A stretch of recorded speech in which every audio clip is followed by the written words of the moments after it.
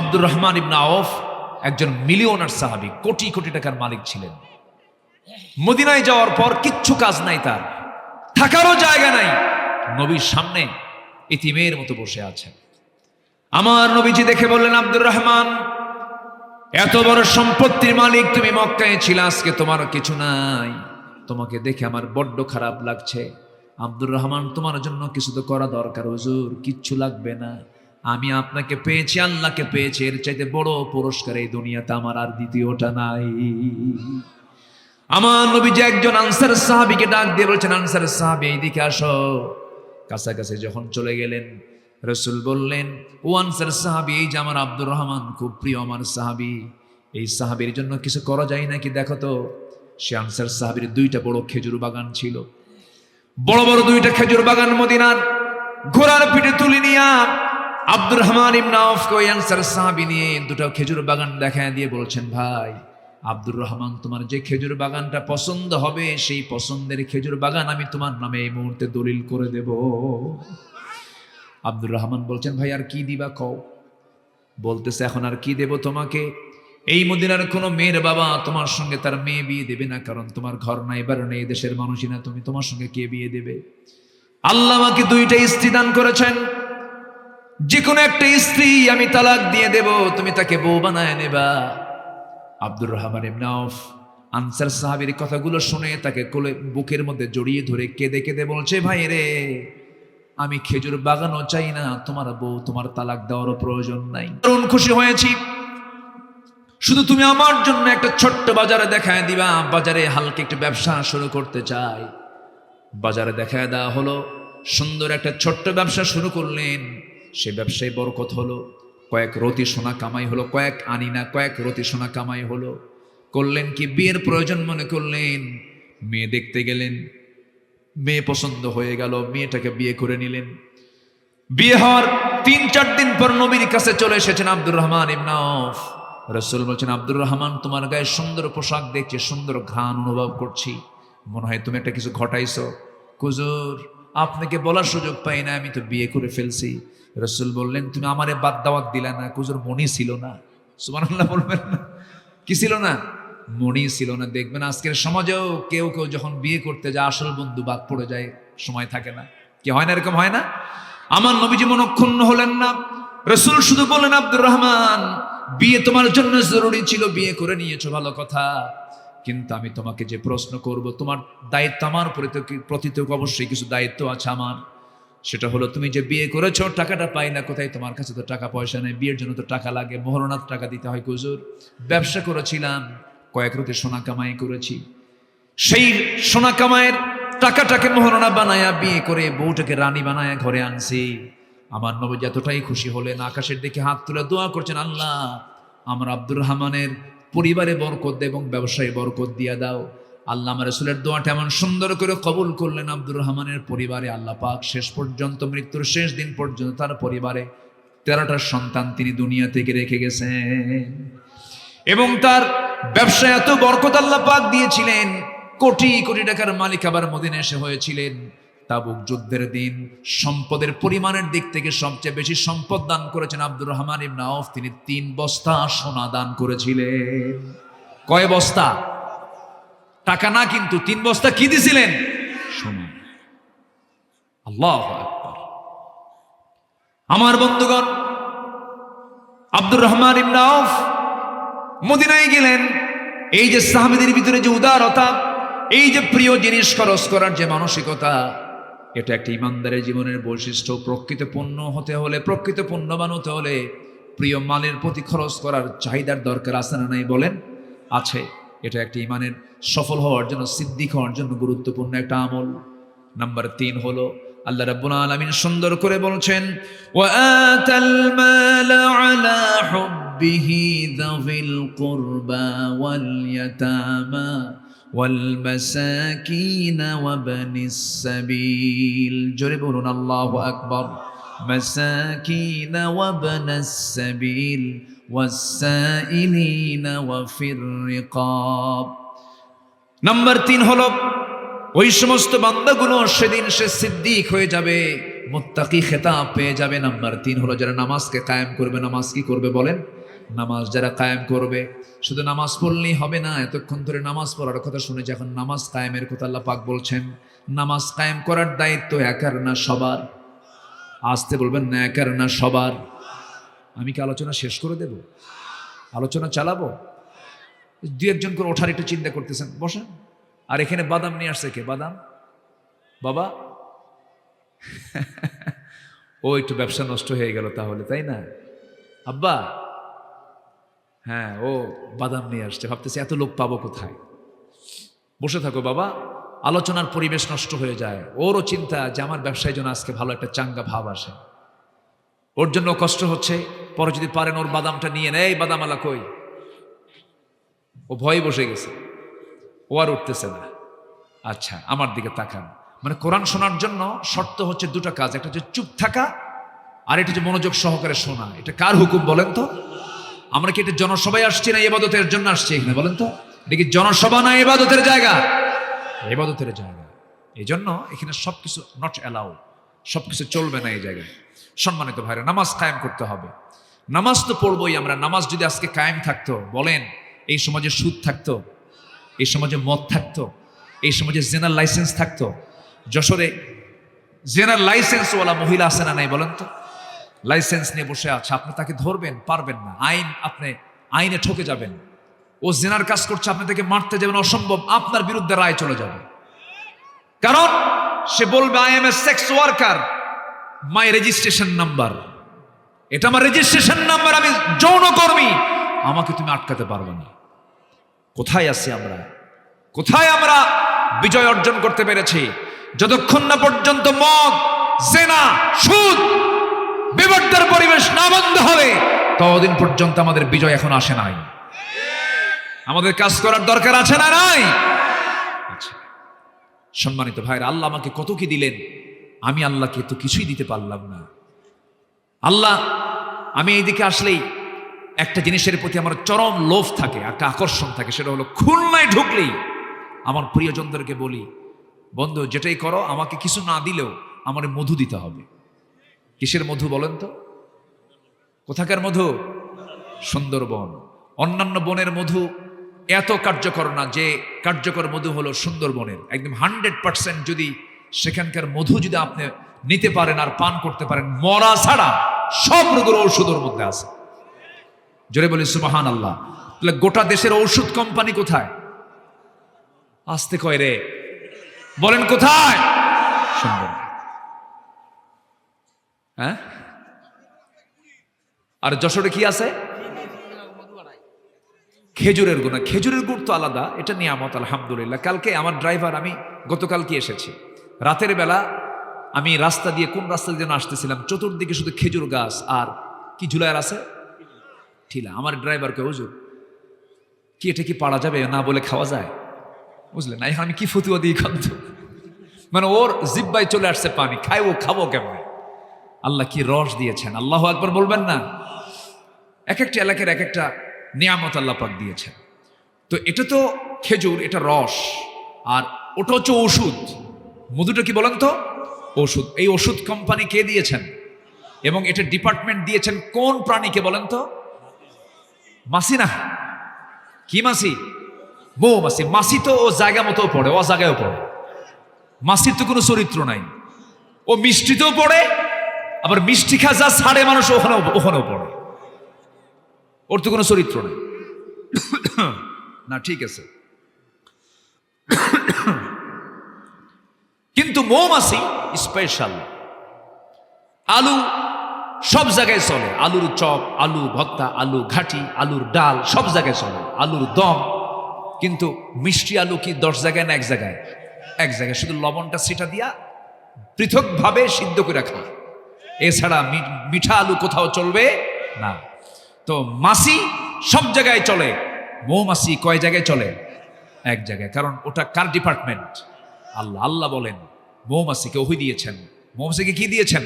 ওহী, মানুষের জন্য। সুবহানাল্লাহ বলেন, কি নিয়ামত! আল্লাহ রাব্বুল আলামিন মৌমাছিকে ওহী দিয়েছেন। কি সুন্দর করে জানিয়ে দিচ্ছেন, ওয়াআউহা রাব্বুকা ইলান নাহলি আন ইত্তাখিযি মিনাল জিবালি বুয়ুতান ওয়া মিনাশ শাজারি ওয়া মিম্মা ইয়ারিশুন। জোরে বলুন আল্লাহু আকবার। আল্লাহ মধুরে আল্লাহ মৌমাছিকে বললেন, ও মৌমাছি, ও নাহালরা, ও মৌমাছিরা। একটা সূরার নামে কিন্তু এই সূরার নামকরণ করা হয়েছে, মৌমাছির সূরা, সূরাতুন নাহাল। সেই নাহাল থেকে হলো সুন্দরবন। কত বড় ভাগ্যবান আপনারা, সব ওষুধগুলো আপনারা জমা করে রেখেছেন সুন্দরবনের যে মধু, এই মধু দিয়ে গোটা দেশ চলবে, আলহামদুলিল্লাহ বলেন। আমার বন্ধুগণ, এটা যদি এই মধু যদি খাঁটি থাকতো, স্কোয়ার লাগতো না। এই খাঁটি যদি মধু থাকতো, বড় বড় কোম্পানি, যেগুলো ওষুধ কোম্পানির প্রয়োজন হতো না। মানুষ যদি খাঁটি হতো, কিছুই লাগতো না, এই ওষুধই যথেষ্ট হতো। সুবহানাল্লাহ বলেন। কেমন করে একটু মনোযোগ দিয়ে শোনেন। এই মৌমাছিকে আল্লাহ রাব্বুল আলামিন ওহী দিলেন, গাছের ডালে বাসা বানাও, পাহাড়ের কিনারে বাসা বানাও, সুন্দর করে বাসা প্রস্তুত করো। আল্লাহ পাকে দায়িত্ব দিয়েছেন পুরুষ মৌমাছিকে না, রানী মৌমাছিকে। বলেন কি মৌমাছি? এখানে আলেম ওলামা আছেন।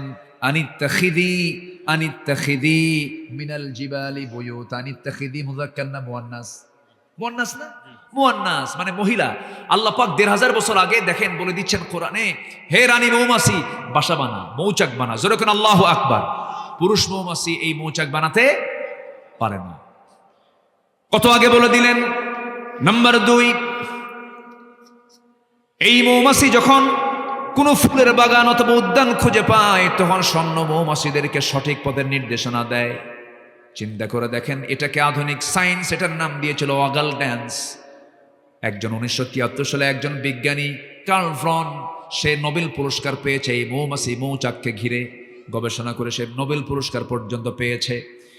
এই যে দিক নির্দেশনা দিল আল্লাহ রাব্বুল আলামিন ১৫০০ বছর আগে, এই কথাটা সুন্দর করে জানিয়ে দিচ্ছেন। আল্লাহ রাব্বুল আলামিন বলেন, সুম্মা কুলি মিন কুল্লিস সামারাতি ফাসলুকি সুবুলা রাব্বিকি যুলুলা। জোরে বলুন আল্লাহু আকবার। তুমি প্রত্যেক ফল থেকে আহার করো এবং তুমি তোমার রবের সহজ পথে চলো। আল্লাহু আকবার। কি সুন্দর করে আল্লাহ রাব্বুল আলামিন বলছেন। নাম্বার ৩ হলো, এটাই শেষ নয়, বর্তমান সময়ে বিজ্ঞানীরা নিখুঁতভাবে গবেষণার মাধ্যমে প্রমাণ করেছেন আসলে মধু বের হয় মৌমাছির পেট থেকে। মৌমাছির পেট থেকে মধু বের হয়, মৌমাছির পেট থেকে মুখে নিয়ে সে পেটে ঢুকায়, সে পেট থেকে বের করে সে মৌচাকে ভরে ফেলে। জোরে কোন সুবহানাল্লাহ। আবার এই মৌমাছিটা আল্লাহ রাব্বুল আলামিন তার পেট থেকে যে বের হয়, কোরআন বলে দিচ্ছে, ইয়াখরুজু মিন বুতুনিহা শারাবুন মুখতালিফুন আলওয়ানুহু ফীহি শিফাউন লিন-নাসি ইন্না ফী যালিকা লাআয়াতান লিকাওমিন ইয়াতাফাক্কারুন। জোরে বলুন আল্লাহু আকবার। আল্লাহ রাব্বুল আলামিন কত আগে এই তথ্যগুলো জানিয়ে দিলেন। আমার বন্ধুগণ, পুলিশ মৌমাছি আছে, কিছু অ্যাডমিনিস্ট্রেশন চালায়, প্রশাসন চালায়, মৌচাকের দরজায় দাঁড়ায় থাকে। সেই দরজায় দাঁড়ায় থেকে সে লক্ষ্য করে কোন মৌমাছিগুলো মধু আনতে নিয়ে তাদের পায়ের মধ্যে জার্ম আছে, ময়লা আছে। এই ময়লাওয়ালা যে মৌমাছিগুলো মধু আনতে নিয়ে যদি এই ময়লা নিয়ে যদি ভিতরে ঢুকে যায়, মৌচাক নষ্ট হয়ে যাবে, মধু নষ্ট হয়ে যাবে।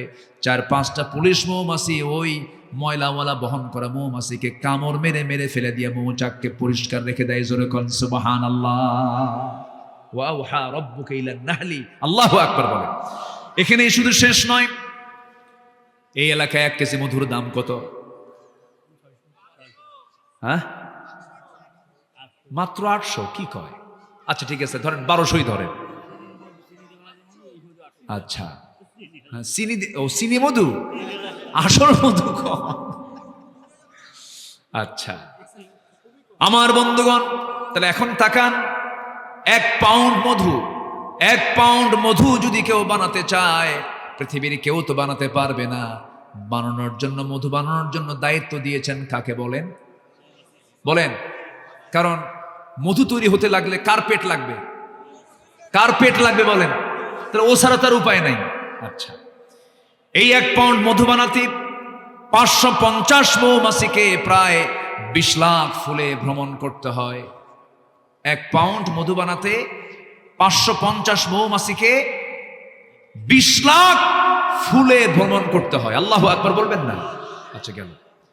যেখানে একটা কর্মী মৌমাছিকে 80,000 কিলোমিটার পথ অতিক্রম করতে হয়, একটা গবেষণার তথ্য মতে প্রায় দেখা যায় 1 পাউন্ড মধু বানাতে 14.5 লাখ কিলোমিটার পথ অতিক্রম করতে হয় 550 মৌমাছিকে, যা গোটা পৃথিবী 3 বার ঘুরে আসা যাবে। সুবহানাল্লাহ বলবেন না? এখন বলেন তো, এই যে কষ্ট কইরা মৌমাছি যে মধুটা বানালো, এর দাম কি শুধু 1200 হওয়া দরকার না 12 লাখ হওয়া দরকার? কি আপনি সুবহানাল্লাহ বলবেন না? সুবহানাল্লাহ বলবেন না? গোটা পৃথিবী 3 বার ঘোরা যাবে, এতবার তাকে এই মৌমাছিকে আল্লাহ পাক ওহী দিচ্ছেন, ঘর মধু সংগ্রহ কর, আমার বান্দার জন্য মৃত্যু ছাড়া সব রোগের ঔষধ আমি মধুর মধ্যে রেখে দিয়েছি। জোরে বলে সুবহানাল্লাহ। আবার এই মৌমাছি মৌচাকে যে মধু রাখে, এটার একটা স্বাভাবিক তাপমাত্রা আছে 35 ডিগ্রি সেলসিয়াস। এখন এখানকার তাপমাত্রা কত? মোবাইলে আছে না? কত হবে? 25 ডিগ্রি। দেখেন হুজুর কত আপডেট দেখছেন, উনি ডিগ্রি সেলসিয়াস নিয়ে বসে আছে। এখন তো আধুনিক দুনিয়া, এখন এখানে 25 ডিগ্রি সেলসিয়াস। কিন্তু মৌচাকে সর্বক্ষণ যখন মধু থাকবে তখন তার তাপমাত্রা থাকতে হবে হলো 35 ডিগ্রি সেলসিয়াস। কত? 35 ডিগ্রি সেলসিয়াস। তাহলে এখন সুন্দরবনের যে মৌচাকের আশেপাশে 25 ডিগ্রি সেলসিয়াস তাপমাত্রা, কিন্তু মৌচাকের মধ্যে থাকতে হবে কত? 35। এই 10 ডিগ্রি বাড়াবেন কেমনে? তাছাড়া তো মৌচাক নষ্ট হয়ে যাবে, মধু নষ্ট হয়ে যাবে। বিজ্ঞান বলতেছে যদি এমন অবস্থা সৃষ্টি হয়ে যায়, যদি তাপমাত্রা বেশি প্রয়োজন মনে হচ্ছে, তখন তাপমাত্রা যদি কম থাকে 30 ডিগ্রিতে যদি নেমে আসে, তখন মৌমাছিগুলো সবাই একত্রিত হয়, তাদের ডানাগুলো ঝাঁপিয়ে ঝাঁপিয়ে তাপমাত্রা তারা বৃদ্ধি করে নেয়। যেরকম সুবহানাল্লাহ। আবার যখন বেশি হয়ে যায়, বেশি বেড়ে গেল, তাপমাত্রা 40 ডিগ্রি হয়ে গেছে, তখন আবার তারা ওই ডানাগুলোকে উল্টা দিকে ঝাপটায় ঝাপটায় তাপমাত্রা কমায়া ফেলে। জোরে বলি সুবহানাল্লাহ। আল্লাহ আছে? আল্লাহ দেখে, আমারে দেখে। আল্লাহ বলল তুই মধু খা, আর আমরা মধুর মধ্যে ঢুকায় দিলাম চিনি। আল্লাহ কয় ওরে ফাঁসি দিয়ে মার। আস্তে কোন কোন জোরে কোন, ঠিক কিনা? কত বড় অপরাধ হতে পারে। তাহলে দেখেন দেখেন এই মধুর ভিতরে যদি কেউ কোনো কিছু ঢুকায়, এর চাইতে বড় আসামি এই জমিন আর আছে কোন? সম্মানিত ভাইয়েরা, ঈমান আনবো 1 নাম্বার, মনে থাকবে তো সবার? জোরে বলি ইনশাআল্লাহ। নামাজ ঈমান না বেনামাজ ঈমান? বলেন বলেন। হ্যাঁ, সুদযুক্ত ঈমান না যাকাতওয়ালা ঈমান? যাকাতের না সুদের? বলেন আমরা কিসের? যাকাতের যাব না সুদে যাব? যেখানে যাকাত থাকবে সেখানে সুদ থাকবে না। আমার দেশে যাকাত আছে না সুদ আছে? সুদ আছে, তবে যশোরে সুদ নেই। আছে, সুদ আছে, বেশি বলার দরকার নেই, গোটা দেশের এক চিত্র একই। সুদ ওয়াজ করে বন্ধ হবে না, সুদ বন্ধ করতে হবে আইন করে, আইন করে বন্ধ করতে হবে। ওয়াজ করে কোনোদিন সুদ বন্ধ হয় না, ওয়াজ করে কখনো বেপর্দা বন্ধ হয় না, ওয়াজ করে কখনো মদের বোতল বন্ধ হয় না। এগুলো বন্ধ করতে হবে, একদম আইন করে বন্ধ করতে হবে মুসলমান। যদি বলে রাজনীতি কেন? রাজনীতি আমাদের করতে হবে। রাজনীতি করেছেন মুহাম্মদ সাল্লাল্লাহু আলাইহি ওয়াসাল্লাম। চোররা রাজনীতি করবে না? রাজনীতি করার দরকার কি খারাপদের না ভালোদের? বেনামাজির না নামাজির? ভালো লোকের রাজনীতি করতে হবে। খারাপ লোক আমরা দেখেছি অনেক, আর দেখতে চাই না। জোরে বলি ইনশাআল্লাহ। আরো জোরে বলি ইনশাআল্লাহ। চাঁদাবাজি ছিল, এখনো আছে না নাই?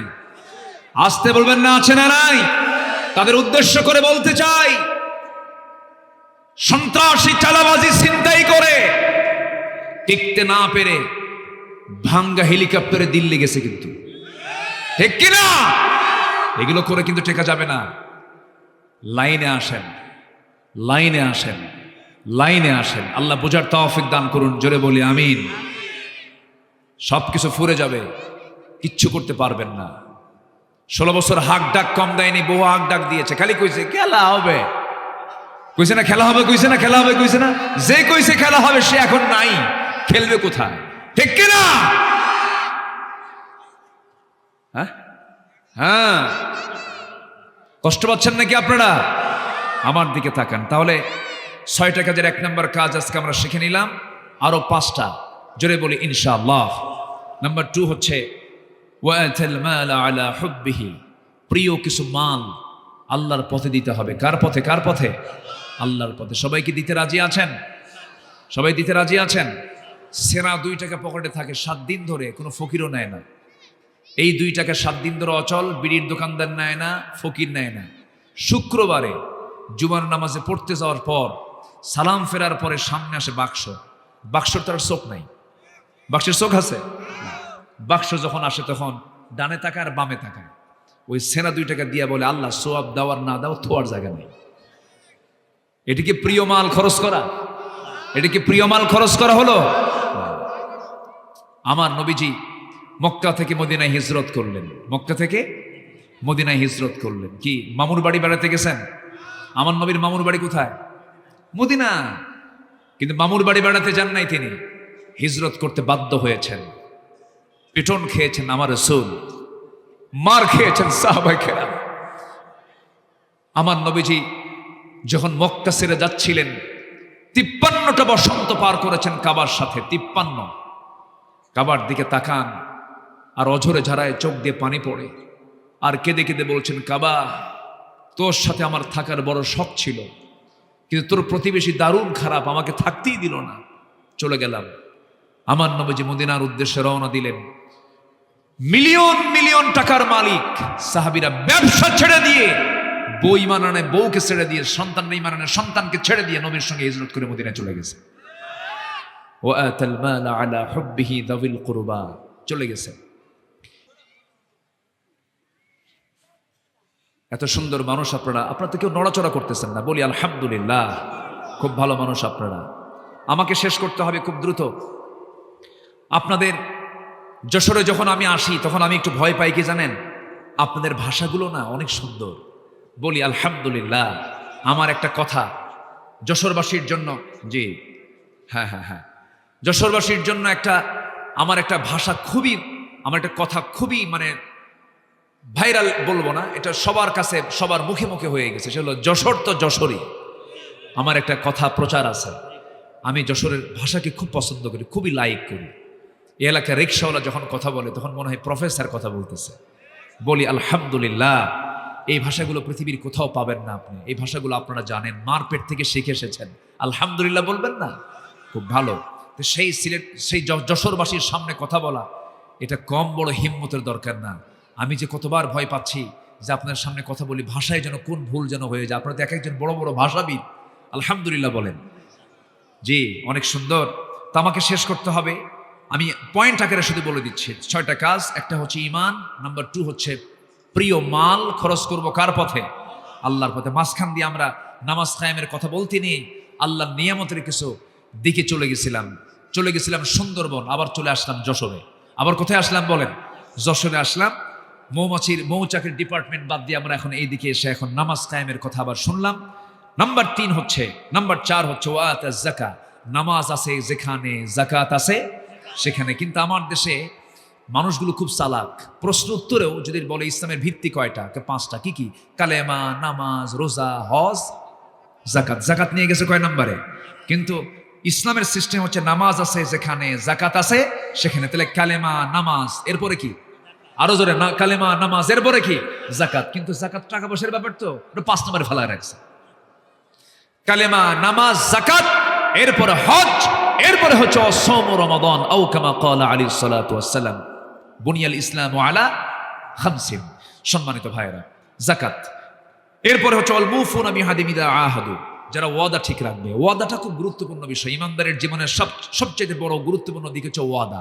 ইমানদারের ওয়াদা ভঙ্গ মানে ওর ঈমান নাই, ঈমান গেছে। লা ঈমানা লিমান লা আহাদালাহ। হ্যাঁ, ভোটের সময় তো ওয়াদা আছে, আমার দেশে তো আছে এগুলো। মাথায় টুপি সারা বছর থাকে না, নির্বাচন আসলে পরই আল্লামা আছে না, বলেন আছে এগুলো অভিনয়। জনগণ এখন বুঝে গেছে, জনগণ এখন সচেতন ভাই, এখন জনগণ সচেতন, ঠিক কিনা? অনেকটাই সচেতন। আচ্ছা, এরপর আস-সাবিরিনা ফিল বাসা ওয়াদ-দাররা, সুখে দুঃখে বিপদে পড়লো ধৈর্যের পরিচয় দেওয়ার কথা বলছেন কে? আসতে বলবেন না, কে বলেছেন? ধৈর্য ছাড়া উপায় নেই। অসুখ হয়েছে ধৈর্য, ঋণ হয়েছে ধৈর্য, ব্যবসা মন্দা ধৈর্য, বউ কথা শোনো না তাও ধৈর্য, সন্তান চলে গেছে অন্যদিকে তাও ধৈর্য। সবটা জায়গায় ইমানদার ধৈর্যের যদি পরিচয় দিতে পারে, আল্লাহ বলছেন এটাই হচ্ছে সত্যবাদী। যেরকম সুবহানাল্লাহ। এক মহিলা সেদিন আমাকে ফোন দিয়ে বলতেছে, হুজুর আমার স্বামী আমার সকালেও তালাক দেয়, বিকেলেও তালাক দেয়, আমি কি আসি না নাই? কিছু কিছু স্বামী আছে না, এরকম বলেন তো? আচ্ছা, সকালেও তালাক দেয়, বিকেলেও তালাক দেয়, মানে এত রাগ খাটায় দিল না। এগুলো ধৈর্যের, আপনি যদি চ্যুতি ঘটান আপনার ঈমানটা নষ্ট হয়ে যাবে। এই 6টা কাজ যারা করবে, আল্লাহ বলছেন উলাইকাল্লাযীনা সাদাকু, এরাই হচ্ছে সত্যবাদী। জোরে বলেন সুবহানাল্লাহ। উলাইকা হুমুল মুত্তাকুন, এরাই হচ্ছে মুত্তাকি। জোরে বলি আল্লাহু আকবার। একটা লোক নড়বেন না। আমি সবাইকে নিয়ে দোয়া করব। আজান হয়ে গেছে, আজান হয়ে গেছে কতক্ষণ আগে? আরো না, তারও আগে। হ্যাঁ, এখনো প্রায় 20-25 মিনিট আগে মনে হয় সর্বশেষ আমি আজানটা শুনেছি। সবাই বসবেন, একটা লোক নড়বেন না। এই মাহফিলের সৌন্দর্য রক্ষার দায়িত্ব আলোচকের একার না সবার? আমার একার দায়িত্ব বলেন তো? আপনিও এই মাহফিলকে সৌন্দর্য রক্ষার জন্য এগিয়ে আসবেন। একটা লোক নড়বেন না। একটা বাগানের ফুল যেমন সৌন্দর্যকে বাড়িয়ে দেয়, একটা মাহফিলের সৌন্দর্য বাড়িয়ে দেয় হলো শ্রোতা মণ্ডলী। নড়াচড়া করবেন না, সবাই বসবেন, একসঙ্গে আমরা দোয়া করব। বসেন। তো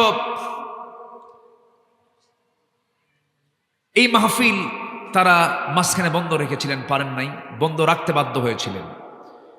তো এখানে মাহফিল কমিটি তারা পিছনে ঈদগাহ নিয়ে তারা একটা প্ল্যান করেছেন। না, ঈদগাহ কোথায়? এখানে বেশ কিছু রড দেখা যাচ্ছে, রডগুলো পুরাতন হয়ে গেছে। তো তারা একটু প্ল্যানে আছেন এই বিষয়টা নিয়ে, এটাও আপনার মাথায় রাখবেন ইনশাআল্লাহ। আর যুব সমাজ, আজকের এই এলাকার যুব সমাজ তারা এই মাহফিলটার আয়োজনের ডাক দিয়েছে, আলহামদুলিল্লাহ বলেন। গ্রামবাসীরা ডাক দিয়েছে, অনেক মা বোন মাহফিল আসছেন। একটু ব্যাগ নিয়ে যদি আপনার কাছে যায়, রাগ করবেন আপনারা? কি রাগ করবেন? ঈদগাহের জন্য না, ঈদগাহের জন্যই তারা চাচ্ছেন। তাহলে নামাজের জন্য, ঈদগাহ তো নামাজের জায়গা, তো আপনি আল্লাহর জন্য নামাজের জায়গা করে দিবেন, আল্লাহ আপনাকে জান্নাতের জায়গা করে দিবেন। একদম আল্লাহ তাআলা নিজে ওয়াদা করছেন এটা। তো ব্যাগ যাবে 2 থেকে 3 মিনিট, যে যা পারি। আমি কাউকে জোরারোপ করব না, একটু মোহাব্বত করে দিল থেকে সবাই দিবেন। জিকির করেন সুবহানাল্লাহ। জি, আমরা কেউ উঠবো না। এখানে মুখে আজান হবে, আমি বলে দিচ্ছি, এখানে মুখে আজান হবে, মাইকে না, মুখে আজান হবে। যাদের ওযু আছে, আজান হওয়ার সঙ্গে সঙ্গে তারা কিবলামুখী হয়ে দাঁড়িয়ে যাবেন। যাদের ওযু নাই, ওযুর ব্যবস্থা আশেপাশে আছে, ওযু করবেন, নামাজ পড়বেন। মুনাজাতের পর কেউ একটা লোক উঠবেন না, জিকির করেন সুবহানাল্লাহ। মসজিদে নামাজ পড়ার জন্য একই টাইমে এই যে মসজিদ আপনার সামনে, যারা ময়দান না পড়ে তারা ওখানে পড়তে হবে।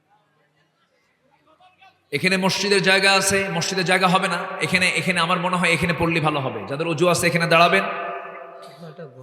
জি জি, আমরা সবাই বসে, আমি কিন্তু উঠতে বলিনি, আপনি উঠলেন কেন? একটু বসেন না, একটু বসেন, বসেন প্লিজ, আপনি দিয়েন না। আপনি যদি না দিতে চান সমস্যা নাই, কিন্তু আপনি বসেন ভাই, একদম করজোরে বিনতি জানাচ্ছি। চাইতে গেলে যদি দৌড় মারেন, এটা কেমন হলো? একটু বসেন, জিকির করেন সুবহানাল্লাহ আলহামদুলিল্লাহ। আরো জোরে লা ইলাহা সুবহানাল্লাহ আলহামদুলিল্লাহ।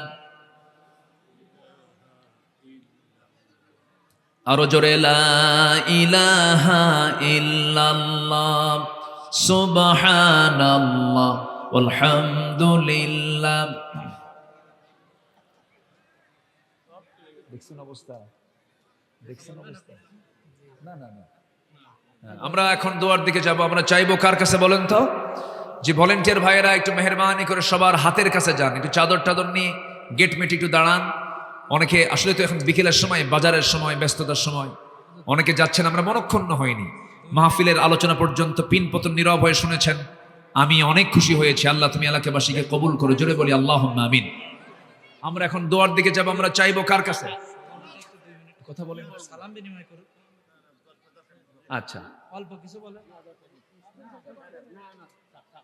জি আসুন আমরা আল্লাহর কাছে চাইবো। সবাই বলে সুবহানাকা আল্লাহুম্মা ওয়া বিহামদিকা আশহাদু আল্লা ইলাহা ইল্লা আনতা আস্তাগফিরুকা ওয়া আতুবু ইলাইকা। আসুন আমরা দোয়া করি। আল্লাহুম্মা আমিন। ربنا ظلمنا أنفسنا وإن لم تغفر لنا وترحمنا لنكونن من الخاسرين। মিষ্টি বিকেল গধূলি বেলা হাজারো মুসলমান নরনারী নিয়ে তোমার কালাম থেকে প্রকৃতি ইমানদার কারা, সত্যবাদী কারা, মুত্তাকি কারা, তোমার চোখে যাদের পছন্দ এই সমস্ত কিছু গুণ নিয়ে আলোচনা করেছি। কাঙ্গাল ফিকারির মতো দুটো হাত পেতেছি আল্লাহ, গুনার দিকে নজর দিও না, বান্দা মনে করে তামাম জিন্দেগির সমস্ত গুনাহগুলোকে মেহেরবানি করে মাফ করে দাও। জনম দুঃখিনী মা, জনম দুঃখী বাপজান যারা চলে গেছেন, জিন্দেগির গুনাহগুলো মাফ করে দাও, কবরগুলোকে জান্নাতের টুকরা বানায়া দাও।